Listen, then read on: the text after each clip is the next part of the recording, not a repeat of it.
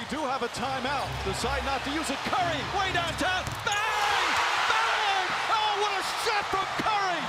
What's up, everybody? My name is Ethan. This is Courtside TV. If you're new, don't forget to subscribe, and let's get into it. So, the Sacramento Kings are kind of a mess right now. They are coming off a huge loss to the Golden State Warriors, who themselves have looked sort of up and down at points during this year. It seems like they're kind of starting to get it together. I talked about them the other night. But the Kings lost by 30 to the Warriors in a game that was never close. And they have also been pretty weird this year, where they've been competitive against some good teams, but also have had points where they just look completely lost. And then also with the emergence of Tyrese Halliburton and this whole Marvin Bagley trade thing that's going on right now, I think there's a lot of stuff going on in Sacramento that I really wanted to talk about. And I think there's a lot of different facets to this situation. And I've thought a lot about this one over the past couple of days. And so I did want to kind of go in depth on some of my thoughts about the Kings. This might be a little bit of a longer video, but I'm going to try to keep it brief, get out everything that I have to say about the Kings, and yeah, let's get into it. So honestly, looking at their record, it doesn't really look that bad. They're 3-4 right now, and they started 3-1, now on a 3-game losing streak. So things have kind of cooled off for them lately, but they did start pretty well, and they have 2 wins over the Denver Nuggets. One of them was in overtime the first night of the season on that Buddy Hield tip-in. That one easily could have gone the other way, but they ended up getting out of there with a win, and then also a 3-point win over the Phoenix Suns, which, you know, as we know, they're one of the hottest teams in the NBA right now. So with wins over, playoff contenders in the Western Conference, it looks pretty good initially, but then when you look into it lately, they've lost now 2 games to the Houston Rockets, and both of them were like relatively close, but they ended up dropping both of those on the road, and then also lost at Golden State last night, which was a blowout. They lost by 30 points in a game that was never close, and they just didn't look like they had anything together. And of course, you guys know I'm a Warriors fan, so I watched that all the way through, and that's kind of part of the reason I did want to talk about the Kings tonight, because I saw a couple things there that I was a little bit curious about. But the one thing I think that is a positive out of this is how well rookie Tyrese Halliburton has been playing, because he might be the rookie of the year right now. It's obviously it's early, but he's up there in terms of favorites for rookie of the year, along with guys like James Wiseman, and LaMelo's been playing well. Anthony Edwards. You can talk about like Peyton Pritchard a little bit down the draft order for the Celtics, has also had a good year so far. So there's a couple of guys up there, but the point is that Tyrese Halliburton has had an awesome start to his rookie year. He did not play against the Warriors the other night, which honestly may have been part of the reason that they looked so lost out there, which you can see that as a good thing or a bad thing, right? Looking at it on the plus side, Halliburton's going to be really good. He looks like he's comfortable already, and he is a big part of the team's success, so that bodes well for his future. But if you want to think about it in the negative light, the fact that they looked so lost without him and that he is playing such a big role already maybe doesn't bode well for the rest of the guys on the roster. Maybe that tells you that the rest of the team isn't super great if they're struggling without, the 12th overall pick rookie, right? But I mean, there's both ways to look at it. Halliburton has obviously had a great start to his career. He looks like he can pass, defend, the jumper's translating, all of the stuff is there. His skills are translating perfectly out of college. So, hopefully for them, that is the one bright spot that we can take out of this year so far, with Tyrese Halliburton playing so well and being such a big part of this team. But yeah, I mean, they've kind of looked suspect, at least over the past couple of nights, especially that second Houston game and the Warriors game. I noticed a couple things there that I was kind of like, I don't know about the future of this team. And the other thing about the Halliburton stuff is that I think we are hurtling closer and closer to a Buddy Hield trade, because there was a lot of that stuff with Buddy Hield last year, where he's kind of been in the trade rumors for about a year and a half now, ever since, last season he was benched in favor of Bogdan Bogdanovic. He was removed from the starting lineup after the previous offseason he had signed a big extension on his rookie contract.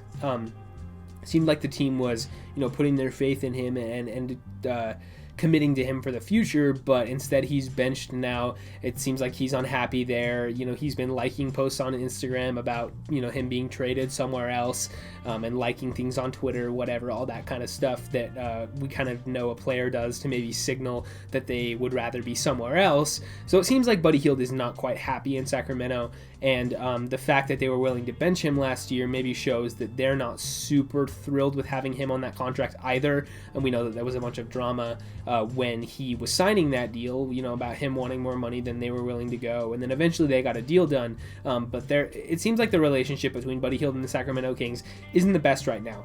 And now they have a new front office. They got rid of Vlade Divac, brought in somebody else, Monte McNair from the Rockets, and they overhauled their entire front office. And usually when that happens, that means that there's some pretty big changes coming to the roster, because players from previous regimes ended up getting moved because the new guy in charge doesn't like them as much, and they're not comfortable with the contracts that the players are on, whatever, right? And so that's, to me, and I talked about this in my offseason Kings video, where I felt like they were going to have some massive changes. And now with Halliburton playing so well, probably signals that he is the future backcourt partner for De'Aaron Fox. He more lines up age-wise with the timeline anyway, and him and Fox look like they have chemistry already and they can play together. So having those two in the backcourt together, that's probably the move for the future of the Kings here, and that probably means that Buddy Hield is the odd man out. So I would definitely not be surprised if the Kings continue to struggle, and I think that they will, that Buddy Hield will be probably on another team by the deadline. Not sure what you can get back for him. That contract is kind of big, like I mentioned, for a guy who is a little older than a lot of people realize, because he was really old for his draft class, came out of college late. But maybe there's a Buddy Hield trade somewhere. Even if you're not getting a lot back for him, I think it just makes more sense to clear the way for Halliburton to be the full-time starter, and just get rid of that money so that you can have a little bit more cap flexibility going forward. I would definitely not be surprised to see a Buddy Hield trade pop up within the next couple of months, because he, to me, seems like one of the more likely players in the NBA to be traded this year, taking into account everything that we've seen out of them. And then there's the Marvin Bagley stuff, and I really do feel bad for Marvin Bagley. I really do, because he has had just about the toughest start to an NBA career that anybody has had over the last however long, as far as high lottery picks go. He has just struggled with injury so hard. Had to miss games, didn't play much at all last season. He's been out with these ticky-tack, foot things and leg things and all sorts of stuff, just picking up random injuries here and there and having to miss games. And it just sucks, because he just hasn't really had a chance to play and get better, which is exactly what a guy like him needs, because he was such a sure thing coming out of college. He looked really great as a prospect, and it seemed like he was going to work out. And, when he was on the floor in his rookie season, he actually looked pretty good. But, ever since then, it's kind of been downhill for him. And it's just unfortunate. He's just been put in a really tough scenario. And it's made so much worse by the fact that he was drafted ahead of three players who have absolutely popped just instantly so far in their careers, in Luka Doncic at 3, Jaren Jackson at 4, and Trae Young at 5. Drafted immediately ahead of Bagley, have all instantly been hits in the NBA. Luka and Trae, both all-stars in their second season. Luka being an MVP candidate already in his young career, and Jaren Jackson has also been very, very good so far, just instantly making an impact on that Memphis Grizzlies team, whereas Bagley has had injuries and just has missed time, and when he's been on the floor, he's been mediocre.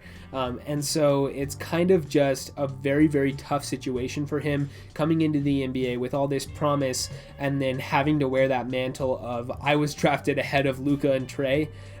Where, I mean, that's not his fault, right? It's not his fault that he was picked where he was picked. He can only, do what he can. But just unfortunately for him, he has to wear that mantle for his entire career, and he probably will never live up to, being as good as those other guys. But hopefully for him, he can kind of turn it around and at least become a serviceable player in the league, just because being drafted in that slot and then having to deal with everything, being on the Kings, who don't exactly have a good reputation for developing talent over the last 20 years or so, and with all the injury stuff, it's just very, very unfortunate. I really do feel bad for Bagley. And so far this year, he has not been good. I watched him the other night against the Warriors, and he was just horrible. I mean, what did he have? Like 1 point? Maybe he had like 3. Maybe he had 1 bucket. But like just on poor shooting, and he was just getting owned inside by James Wiseman and Draymond. And it was just a little tough to watch because he was just like fumbling passes and looking poor on defense, and obviously it was not his best game. He's had much better games in the past, and even this season he's had plenty of games where he's played better than that.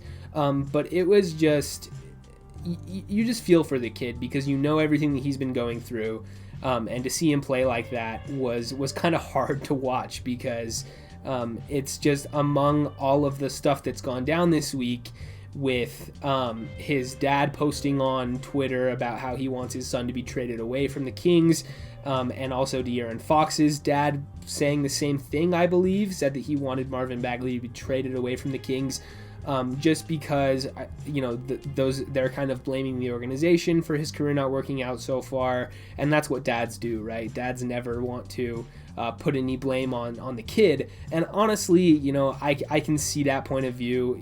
You don't really blame Bagley for being injured, and like I said, the organization doesn't have the best reputation for developing talent, but that's kind of the thing, right? So is there a chance that the Kings do, give into that? There probably isn't an official trade demand from Bagley himself. It's just his dad spouting on Twitter. But what if we run with this idea, right? What if the Kings do consider trading Marvin Bagley away? And when you really look at it, there is not much of a precedent for a trade like this happening. Usually when a player is drafted so high, especially second overall, but really any lottery pick, the team sticks with them at least through the rookie contract, and if they're horrible, then maybe they get their restricted free agent rights denounced or whatever, and they get let go after their first 4 seasons. But typically these high lottery picks do at least play their first 4 years on a team, except in a very specific scenario. Like think about Shai Gilgeous-Alexander with the Clippers a couple of years ago. He was traded in a big package for Paul George, and there's been other examples of that, of rookies being traded for superstars, while still on their rookie contract. So that's the one thing. And then the other parallel that we can look at, and really the only example that I can think of in recent memory, is Markelle Fultz. And shout out to Tucker, to Sporting Logically, because he mentioned this in his video from a couple of days ago, and he said that the parallel between Bagley and Fultz is not exactly the same scenario. He said it was like, okay, it's pretty similar, but it's not the same. There's a couple things different. And I heard him say that, and I thought about it, and I was kind of like, well, like, is it really any different? Like, is the situation different really at all? Because when you think about it, why did Markelle Fultz get traded away from the Sixers? Number one, he was drafted ahead of a bunch of guys who were a lot better than him, namely Donovan Mitchell, Jason Tatum, and Bam Adebayo. Were all drafted, after Markelle Fultz, and he was first overall. The next reason is that he was injured a lot. He had some struggles with his injuries. He had a shoulder thing that caused his shot to get all weird. He probably had, a mental aspect to that as well, where he lost his confidence and he just wasn't playing well. And then the other one is that he felt like it was probably a better chance for him to get a fresh start somewhere else. Whether it was him or members of his family or his team, it was pretty clear that Markelle Fultz wanted to be somewhere other than Philly because there was just a lot of baggage there with what had gone on between him and the team and the injury thing. And he just felt like it was better to be a fresh start somewhere else. And so you look at all of those things and you're like, that's pretty similar to what Marvin Bagley's been going through with the Kings right now, where drafted ahead of a bunch of guys who are better, struggled with injury, and it's probably better for him to get a fresh start. So I really do feel like that is as big of a precedent as you can get. Now, I'm not saying that it'll happen the same way, but if we look at the kind of return that the Sixers were able to get from Markelle Fultz, maybe you're looking at a similar thing for Bagley. So if we keep running with the Markelle Fultz thing, Fultz was traded for Jonathan Simmons, who was just there to match salary, a 2019 second-round pick, and a 2020 first-round pick. So basically a first and a second, which is honestly, it's a pretty good return, and the Sixers ended up getting Tyrese Maxey with that first-round pick, and then the second-round pick was traded as part of the package for Matisse Thybulle. So, those are two, foundational young pieces for for Philly there. Like, those are, guys who are going to play in their rotation for their next however long years, right?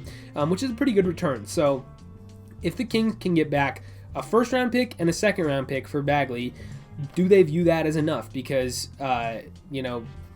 he was drafted second. He still likely has a lot of potential left. But if we're comparing him to Markelle Fultz, then, maybe that's what they can get back. And I also want to give some credit to Fultz here, because he's been able to turn his career around nicely, got himself a nice extension on his rookie deal, and has been able to kind of, revitalize his career a little bit with the Orlando Magic. So perhaps Bagley here, what kind of team would be interested? For the Magic, they were, a relatively young team at the time. The Magic knew that they weren't really going to be challenging for titles in the next couple of years. Like, they had an okay roster, and they still do have an okay roster, but it's not a title team, right? And they don't have to be. They can invest developmental minutes for Markelle. And they were able to do that, where, let him get his run and live with the mistakes, right? And so maybe for the Kings, they decide, hey, we're just going to give up on this experiment. It seems like he is just not going to work out here, and we'll get back what we can for him before having to extend him, because, after this season, it comes time for an extension on his rookie deal, and maybe they decide, hey, we just don't want to do that. So they end up trading away Marvin Bagley to another team that might, be in a similar situation to how the Magic were a couple of years ago, where they're focused on development right now. Maybe they have a lot of picks to trade, and they're, looking to get somebody in there who can, maybe develop into something. So maybe the OKC Thunder is the first team that comes to mind, right? They have a lot of draft picks. They'd be willing to probably give up a first for Bagley. They have like 20 firsts over the next 5 years. I'd say take a swing at it, right? First round pick, second round pick, throw in somebody to match salary, which they have. They could throw in like George Hill or Trevor Ariza or whoever, right? And get a deal done. And so that's the first thing I think of, and there's probably a couple other teams out there, but maybe if the Kings are willing to give up on Bagley, a team like OKC would be interested, or some of the other younger teams in the league who have some time to wait and see if a guy ends up developing. But is that enough value back for Sacramento? Just a first round pick and a second round pick? Who knows? But it's at least something to think about. So I don't know. The rest of the Kings roster is like, they have some tradable contracts. If you're thinking of Bjelica or Harrison Barnes, could potentially be on the trade block there. Hassan Whiteside on a cheap deal. Maybe another team needs a center around the deadline. You can ship him out for not much back. I don't know. Like, pretty much everybody on this roster should be up for grabs at this point, except for Halliburton and De'Aaron Fox, because it's pretty clear that they need a reset, and I think ownership probably wants to get going on that, because they've been at least a little competitive over the past 2 seasons, but it's pretty clear that with the current core, their ceiling probably isn't the highest. It felt like they kind of capped out 2 years ago when they almost made the playoffs and fell just short, and then last year things never quite came together for them. So they might be interesting this year, similar to the last 2 seasons. The roster isn't horrible. They have De'Aaron Fox, and then Harrison Barnes is a good veteran, and Buddy Hield can play, and then like I said, if Halliburton is good and whatever, all that stuff, right?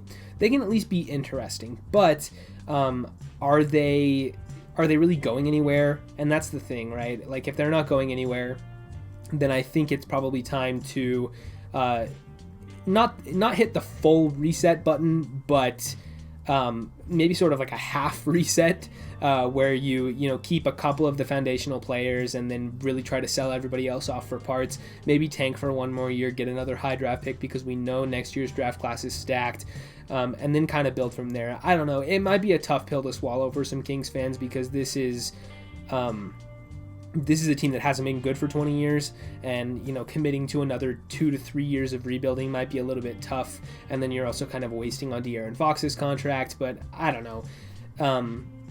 It'll be interesting to see the direction the Kings go from here, because so far this year they've been pretty up and down. I guess we'll have to see how they continue, but I really don't see them as a playoff team. And this whole Bagley thing this week has really gotten me thinking about where the Kings' place in the league is over the next couple of years, and it's just going to be interesting to see which direction they take, because I don't know. it's a nice young core, but is it really anything? So anyway, that's about all I have for you tonight on the Sacramento Kings. Like I said at the top of the video, if you're new, don't forget to subscribe, leave a like, ring the bell if you want to, leave a comment letting me know what you think about the Kings, whether or not they should trade any of these pieces, and if they are actually going to. And yeah, with all that said, I will see you guys in the next one.